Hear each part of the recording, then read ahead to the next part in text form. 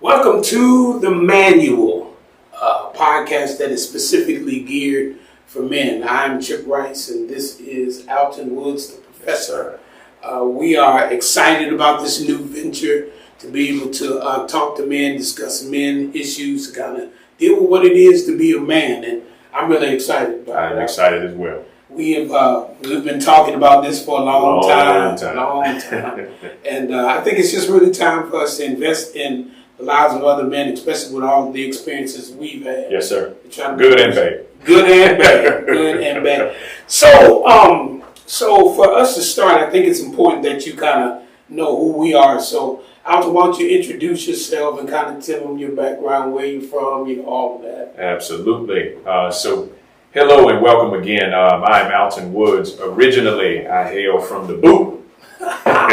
New Orleans, Louisiana. I'm now in Greensboro, North Carolina, where I've been for quite some time. I am the husband of one wife. One wife, yes, sir, and 3 kids. Pray for me. I guess as of this recording, 22, 18, and 11. 2 girls and a boy. So thank the Lord the boy finally came, because that was it. But by way of other activities, I'm also assistant pastor at New Covenant Christian Center, board chairman for Guilford Preparatory Academy, coach football with the Triad Elite Ducks, and wherever else my hands can get to work. So I'm excited about this podcast, and as you said, it's been a long time, so it's time to get going. It has been a long time. I think that me personally, I was a little apprehensive because I was like, there's so many people out there, do you have something to say that's going to matter? That's right. I think you got a lot of people wasting people's time, but that's not what we want to do. No, sir. And I'm Chip Rice. I'm originally from East Orange, New Jersey. I grew up in that great city of Salisbury, North Carolina. Left Salisbury and went to school at North Carolina A&T State University, which I'm a graduate. Eventually. We'll probably get into that a little more as we go through these series of podcasts. But I've been in the work industry with United Healthcare. I'm now a senior pastor of Maranatha Fellowship in High Point, North Carolina. The husband also of one wife. 2 kids, Jasmine and Ethan, and a grandson named Jace. And so I'm just excited about this time to just kind of pour into men. That's right. That's what we want to do. That's right. Chip, we're going to tell them how we met, because, So now they don't have to hear all this on every podcast. Right, at least this first one, they can figure this out. Yeah. So this was crazy. So I was working for another company, and I was working in Charlotte, North Carolina. I was commuting from Greensboro to Charlotte every day to work. I wanted to get back to Greensboro and work, and so I applied with United Healthcare. And Alton was the person that interviewed me, which was crazy. At the time, the position didn't come open, so I was working in Charlotte, going back and forth. And then George Harris, who was the site director there, called me back and told me, he said, "Man, we've got a position for you." So I came back and started working there. That's right. And that we met at the workplace. We did. I didn't even mention that when I introduced myself. The thing that actually pays the mortgage, I didn't even mention. Yeah, but I am at United Healthcare, by the way. Yes, you are. Yes, you are. That's right. Doing some significant work there too. Yeah. But that was kind of cool. And as a man, you like to connect with other men who have like things that we have in common. That's right. Finding out that you were a believer, just our worlds just started coming together. That's right. And time has just made us brothers. And that's so right. I think that's super cool, that the way all this thing kind of played itself out. That's right. I didn't see it happening like that. I agree. And for everybody who doesn't know, Chip and his wife Thursday are the godparents of my son too. So I talked about that last one. Thank God it was a son, because I really wanted one. But it was going to stop at that third one regardless. So, amen for that. All right. So that's how we got together. But how do we get here on this podcast? Help the people understand how we arrived at this topic, this idea. So a lot of times at work, we solve the problems of the world. That's right. We talk about what's going on in the world and we solve the problems. But a real need that we saw is the identity of men being lost, what it means to be a man. And then now we're seeing a generation of people that are coming up that have no clue about manhood, what it entails. And there's a lot of men that have been emasculated, and so we're losing our role in a lot of things. And so we talk about this a lot when different things going on in our lives, because we're a couple of those real people. We have real issues. We talk about real things that happen in our relationships, in work, with everything else. But the more we talked about it, we said we've got to have a platform where men can give their input, they can talk, they can hear us, they can debate what it is that we're saying, to talk about what it really means to be a man. Because I think that is something that can't get lost in the generation that we live in. That's right. So I tell you what, before we dig into what it is to be a man, let's take care of some housekeeping things, right? So for everyone that's checking us out right now, there's a couple of things I want you to do. So if you are on Twitter, I want you to check us out at the Manual for You. At the Manual number 4, letter U. Okay? If you're on YouTube, the Manual for You. All right? So again, the number 4, letter U. The Manual for You. Like and subscribe. You got to do that now, because you're probably watching this first one on our individual Facebook pages. Right. But in a minute, all of this content will move over to that. And since I said Facebook, go ahead and follow us on Facebook too at The Manual, right? And if you're an Instagram person, that's cool. The _Manual for You. All right, so you got to take care of all of that. And we got the platforms covered. All the platforms covered. So I need you to go out and do that immediately, because at some point you're gonna come to Alton Woods and Chip Rice on Facebook, and you won't see this thing.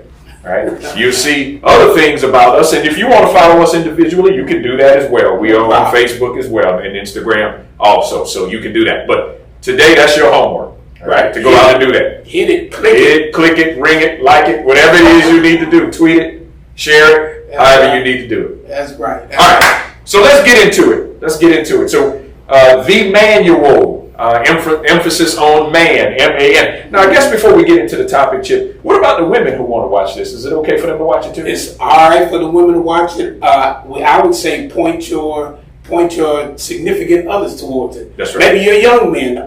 If you're a mother and you have young men in your house, or if you're in a relationship, or you're a wife and you got a husband, point them here. But yeah, we'll let the ladies watch. We'll let the ladies watch it. We'll let them in. Okay. All right.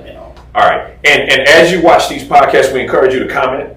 Drop your comments, drop your questions. Who knows, your question, your comment may be the very next topic that we tackle, right? But we will read them, we will interact, we will respond, we will do all of those things. So by all means, if you have comments and thoughts, or things that you want to share, things you want to hear us talk about, share them in the comment sections on these various platforms. That'd be great. Right. Yeah. Great. Just be respectful. Yeah. We're not trying to. Well, I guess we are going to cause some problems. That's inevitable. But we want you to be respectful to each other as you're commenting in the different platforms. That's right. And one other housekeeping item, I guess I want to say right now. So in our intro, you heard that we're both pastors. So we are unapologetic about our love for Jesus Christ. Right. So I want to get that clear. Right. Now, with that being the case, we still going to have real conversation now. Absolutely. Right. I want everybody to understand that our definitions and our foundation and our stance will be biblically driven, but that doesn't mean that there's not a place for everybody in these conversations. Yeah, because we say, but we got a little gutter in us here and there. Every now and again, just a little bit. And we can relate. I think one of the cool things about Jesus was he hung with like real people. That's right. He got out in the streets and he was dealing with people right where they are. That's right. So, that's what we got to do. We ain't no collars or ties and robes. It's not the time for that. Okay. Just check. No. All right, we're going to keep it real. All right, so let's jump in. And now, this one is going to go fast, so you guys keep watching. But Chip, I guess one of the questions we were pondering that we probably need to flesh out a little bit for our audience and maybe even for ourselves is, how do we know what a man is? Who told us what a man is? How do we get to that? Wow. Most of our masculinity, we ended up finding out from unqualified people. Okay. We found out in junior high, high school, on the streets. Now, one of the benefits that you and I had, we had a father in the home. That's right. Which was tremendous, because there are a lot of mistakes that we could have made as young men that we had fathers there to kind of guide us through some things. But a lot of our information we got on the block. Yeah. And so people tell us what it means to be a man. Most of it based around whether or not you were an athlete or you had sexual prowess. There you go. It was always, that's normally what we find. You use the big word, sexual prowess. Dang it. What you mean, sexual prowess? I mean, We don't know who's watching. I mean, if your first sexual experience, and whether or not you had a lot of them, often. Yeah, how many you had, who with, and sometimes we'll be lying in the early stages. Oh, sometimes. It was nothing but lies. Nothing but lies. What you could do, how long you could go, who you been with, all that. But all of those we were using those things to kind of define us as far as manhood is concerned. That's right.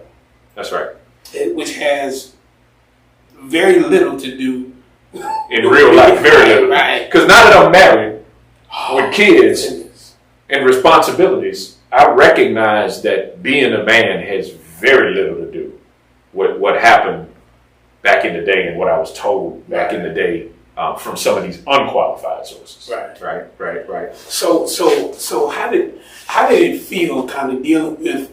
I don't even know if we knew if it was pressure, but how did it feel kind of trying to define yourself in those roles around people that you thought were important? Yeah. So, I think the key part of your question for me is people you thought were important. Yeah. Right? So a lot of times what I think it does is it forces us to be an inauthentic version of ourselves. Right? Because we're watching the most popular people or the people who have whatever it is that we want, and we start imitating. Right? And so that, and because we're imitating, doesn't necessarily mean we agree with what we're doing, but we view that as the definition. Right? And if we can be real honest, I might even take it a step further. And this is where I think sometimes women don't understand the power that they have. Because the definition, I'm going back junior high school as an example, but the definitions often were formed based on what the girls responded to. Yeah. Right? So a lot of times, I might mimic the behavior of, I don't want to call names because they might actually watch this podcast, but I might mimic the behavior of whomever, but the reality is they're behaving the way they're behaving because they're getting the response they want from the girls. Because let's be honest, in high school, what were we trying to do? Yeah, it was either some type of activity or girls. Right. Whichever one it was for most guys. So, they gassed us up and Absolutely. We'd be whatever it is. We'd be whatever it is you need, right, to get whatever it is we want. Right. But so the challenge is when you're 16, 17, 18, that's one thing. But when you're still behaving that way at 30. Yeah.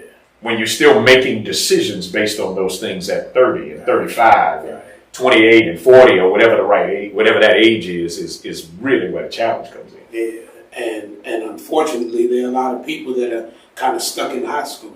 Yeah. A lot of men that are stuck in high school is that you still doing stuff that you thought was going to get you notoriety or fame or get you the girl. You're still trying to get the girl. Right. It's like, man. Or the affirmation of the guys. Yeah. Wow. That's real interesting. Just how we think and how we in that moment is super important. Yeah. It's crazy important. Right. So whether or not I got the girl, whether or not I got the fresh gear, right? The clean sneaks, yeah. All that. And then when you get old enough to drive, you got a whip, then everything is all about trying to impress somebody else. Yeah. That's right. And it's superficial.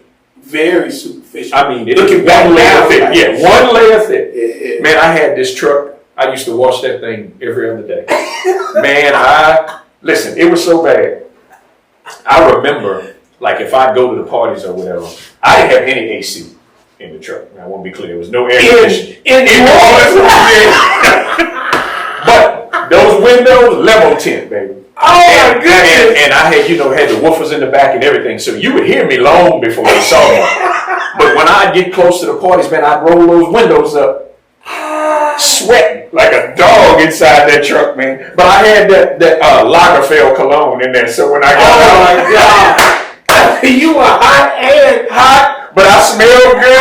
And boy, when I tell you, I would tell you out the street, Lagerfeld. Did you hear me? Oh, cool water. Oh, wait, Dracar. Oh man. Yes, sir. Yes, Noir. sir. Noir. Yeah. Hey, look, y'all better put some comments in this thing for real. Yeah. Y'all better tell us about Y'all know y'all want some of that. You know. Boy, look. Anyway, so let's do this, Chip. Let's try to establish a definition of a man. So that way we can work from that. We can springboard off of that for the rest of our conversation. Okay. What you think?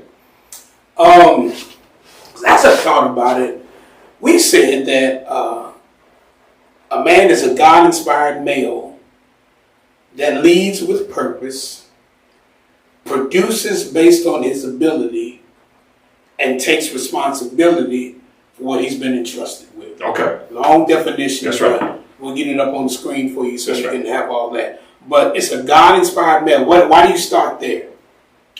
Because every man needs to know that he has purpose, that he's been created in God's image. That's The Bible right. says That's right. that when he created man, he breathed into him the breath of life. That's right. And so you're God-inspired. That's right. Now, you don't have to believe it, but I'm just telling you what God loves. It's true. Yeah, truth is the truth. The truth is the truth. Right. And so that lets you know that you have purpose. Mm-hmm. And you produce based on your ability, Mm-hmm. which is another piece of it. That my abilities are not the same as your abilities. Right. That's right. But we're supposed to produce based on the abilities we've been given. That's right. And then we said, and takes responsibility for what he's been entrusted with. That's, man, stay tuned. That's going to be spread out over a while, and takes responsibility for what he's been entrusted with. That's the man was given a garden and he was given a wife. That's right. And so God never gives you anything that he doesn't know that you have the ability to take responsibility That's right. for. That's right. That's right. That's right. So that's what we kind of see as far as what a man is or what a man should be. You are free to add to that definition. That's right. To refute it, whatever it is. But I think that that's solid enough for us to start and just kind of build on there as far as what men should be. That's right. So what we'll have to get into, and let's foreshadow just a little bit, Okay. right? So I think there's a number of topics that spring off of this, right? So one of the things we're going to have to deal with in future portions of this series is, since we started with a God-inspired man, we're going to have to deal with what's the difference in a godly man and a worldly man. Mm-hmm. Right? Because there's two different definitions floating around out there. And how do we know which one is right? Right. Right? And what do we do with a godly man who still has worldly ways? Right. That's right. That's right. Or a worldly man who's attracted to being a godly man but scared to make the change. Because we got to think about that too. Because remember, this whole thing started with I need affirmation. Right. And so if I need affirmation and the crew that I need affirmation from hasn't made the change, but I'm feeling a tug to make the change, do I have the courage to do that? Wow. Yeah. Do I have the courage to take my affirmation from God and not worry about the affirmation from the crew? Yeah, that's hard. That's a hard one. It's hard. I mean, we act like we're hard. Right. But Right. sometimes in making certain decisions, Right. it's a tough thing. Right. So that's going to be real interesting. By the way, I don't think we told them, but we were not born in a manger. Right. So I want to be clear. So I think that somebody's sitting out there looking at this right now saying, but man, I did this. I'm in this situation. I mean, listen. Yeah. Listen. I'm sure our stories are going to come out throughout this process, right? Because we are not ashamed. You stick with us because we're going to talk about some real things. That's right. And some of the things that we've gone through personally. That's right. To help you see, that that manhood is a challenge. That's right. That's right. But you can be a successful man. That's right. That's what we believe. That's right. Because when we finally figure out and get comfortable with this definition of a man, then we have to deal with the choices we make as men. Yeah. You know, who do we choose to spend our lives with? How do we treat them? So we're talking relationships, marriage, and all of those things. And what do we do with those insecurities that we still have as men? We don't like to talk about it, but we have. I believe we're going to have some real good shows that are going to help y'all out. It's a lot we got to talk about. I believe so. So make sure y'all catch us on the different platforms, on Twitter, YouTube, Facebook, and Instagram. It is The Manual, and we're going to help men out all over. We're looking forward to really getting into some real conversations with men. That's right. Hey, thanks for tuning in, and we look forward to connecting with you over time. Have a good one. All right.